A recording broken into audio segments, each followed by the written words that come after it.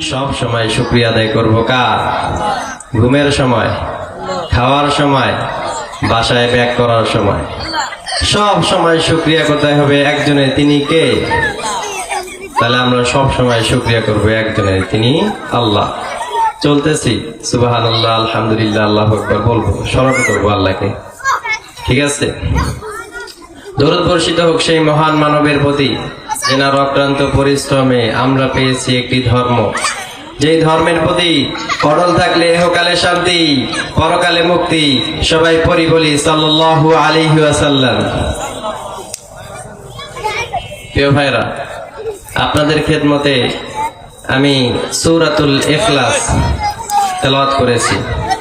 আল্লাহ চাহেন তো এর তাফসীর এবং এর ফাজাইল বলে আলোচনা শেষ করব ইনশাআল্লাহ তাআলা। প্রিয় ভাইরা, সূরাতুল ইখলাস এটা এমন একটি সূরা যেটা ছোট থেকে বড় সবারই মুখস্থ, ঠিকই না?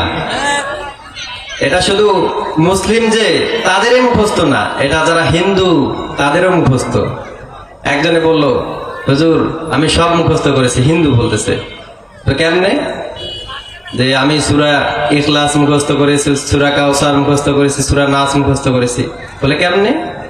যে আমার বাসার পাশে মসজিদ, তো সেখানে আমি শুনি আর মুখস্থ করে ফেলি। সুবহানাল্লাহ বলেন।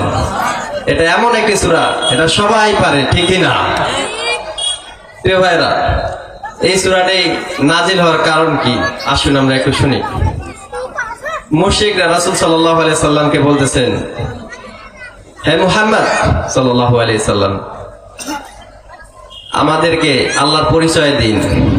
আমাদেরকে কি দিন? আল্লাহর পরিচয় দিন। তো এই প্রেক্ষাপটে আল্লাহ তাআলা এই সূরাটি নাজিল করেছেন। আমরা সর্বপ্রথম এই সূরার ফাজাইল সম্পর্কে জানি, উপকারিতা কি এই সম্পর্কে জানার দরকার আছে না নাই? সরাসরি হাদিস থেকে আসি।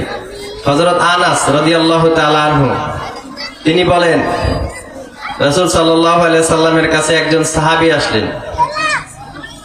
একজন সাহাবী এসে বলতেছেন, ইয়া রাসূলুল্লাহ, আমি সূরাতুল ইখলাসকে অনেক ভালোবাসি, প্রচন্ড ভালোবাসি, অনেক মহব্বত করি।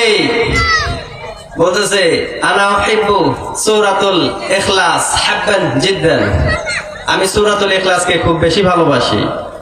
বলতেছেন, তাই নাকি? তুমি সূরাতুল ইখলাসকে এত বেশি ভালোবাসো? বলতেছে, এই সূরাতুল ইখলাসের ভালোবাসা তোমাকে জান্নাতে নিয়ে যাবে। সুবহানাল্লাহ বলেন।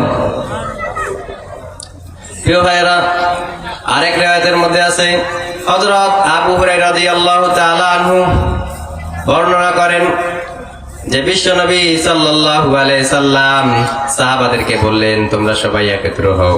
তোমরা কি হও? সবাই একত্র হও। আমি তোমাদেরকে কুরআনুল কারীমের 1/3 অংশ শোনাবো। বিশ্বনবীর তেলাওয়াত শোনার জন্য তো তারা তো আবেগপূর্ণ ভরা, তারা ছুটে এসেছে। একটা মজলিস হলো, বিশ্বনবী আসলেন। এসে বিশ্বনবী শুরু করে দিলেন, আউযু বিল্লাহি মিনাশ শাইতানির রাজীম, বিসমিল্লাহির রহমানির রহিম, কুল হুয়াল্লাহু আহাদ আল্লাহুস সামাদ লাম ইয়ালিদ ওয়া লাম ইউলাদ ওয়া লাম ইয়াকুল লাহু কুফুয়ান আহাদ। সুবহানাল্লাহ। প্রিয় ভাইরা, আরেক হাদিসের মধ্যে রয়েছে, রাসূল সাল্লাল্লাহু আলাইহি সাল্লাম বলেন, কেউ যদি সকাল এবং সন্ধ্যার মধ্যে সূরাতুল ইখলাস, সূরাতুল ফালাক, সূরাতুন নাস, কয় সূরা বললাম বলেন? 3 সূরা। কেউ যদি এই 3 সূরা পড়ে সকাল এবং সন্ধ্যায়, আল্লাহ সেদিন তাকে বালা মুসিবত থেকে দূরে রাখবে। বালা মুসিবত মানে কি? বিপদ আপদ থেকে দূরে রাখবে।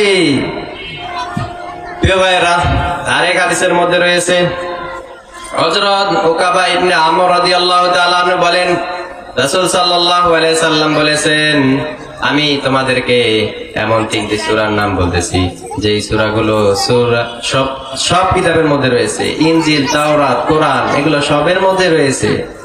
বলে তাই নাকি? কি কি? তখন রাসূল সাল্লাল্লাহু আলাইহি সাল্লাম বলেছেন যে তোমরা এই 3টি সূরা না পড়ে ঘুমাইও না। তো উকাবা ইবনে আমর রাদিয়াল্লাহু তাআলা বলেন, সেদিন থেকে আমি আমার কোনো রাত বাকি হয়নি যে আমি এই সূরাগুলো তেলাওয়াত না করে ঘুমিয়েছি। সুবহানাল্লাহ পড়ে। তো আসুন আমরা তাফসীরের দিকে একটু যাই। আল্লাহ তাআলা বলেন, কুল হুয়াল্লাহু আহাদ। হে নবী আপনি বলে দিন আল্লাহ কয়জন? হুয়াল্লাহু আহাদ, তিনি আল্লাহ এক। আল্লাহুস সামাদ, তিনি কারো মুখাপেক্ষী নন। তিনি কারো মুখাপেক্ষী নন। সবাই আমরা তার মুখাপেক্ষী, কিন্তু তিনি কারো মুখাপেক্ষী নন। লাম ইয়ালিদ ওয়া লাম ইউলাদ, তিনি কাউকে জন্ম দেননি এবং তেনাকেও কেউ জন্ম দেননি। ডক্টর জাকির স্যার, আমরা চিনি না? ডক্টর জাকির নায়েক বলি আমরা চিনি। তো তেনাকে এক মুশরিক প্রশ্ন করেছে যে স্যার আমাদেরকে তো স্রষ্টা সৃষ্টি করেছেন, মানে আল্লাহ সৃষ্টি করেছেন, কিন্তু আল্লাহকে কে সৃষ্টি করেছেন? তো তিনি বলতেছেন, তোমার এই উদাহরণটা আমি এইভাবে দিতেছি, শোনো। তোমার বন্ধু জ্যাক, তা সে হসপিটালে অসুস্থ অবস্থায় আছে। আমি বললাম যে সে তার পেটের মধ্যে বাচ্চা ধারণ করেছে। এখন তুমি বলো বাচ্চাটা কি, ছেলে না মেয়ে? তাকে বলছে যে তুমি বলো বাচ্চাটা কি, ছেলে না মেয়ে? তখন তো সে উত্তর দিতে পারতেছে না। বলতেছে কি বলবো? বলে ধারণা করে একটা বলো। বলে ছেলে। তারপর বলছে আসলে তুমি দেখো তো, তোমার বন্ধু জ্যাক সে তো ছেলেই, সে কিভাবে বাচ্চা জন্ম দিতে পারে? এই প্রশ্নটা যেমন একটা প্রশ্ন না, মানে এটা কেন প্রশ্ন হইল যে জ্যাকের ছেলে হয়েছে, সে তো একজন ছেলে, তার কিভাবে আবার ছেলে হবে? তো বলতেছে যে এটা কোনো প্রশ্ন না, এটা একটা ফালতু প্রশ্ন। তেমনি ভাবে এটা কোনো প্রশ্ন না। স্রষ্টা হলো তিনি আল্লাহ, তেনাকে কেউ সৃষ্টি করেননি। তিনি এমনি এমনি, তিনি কি এমনি এমনি। ওয়ালাম ইয়াকুল লাহু কুফুয়ান আহাদ, এবং তেনার সমতুল্য কেউ নেই। তেনার সমতুল্য কেউ নেই।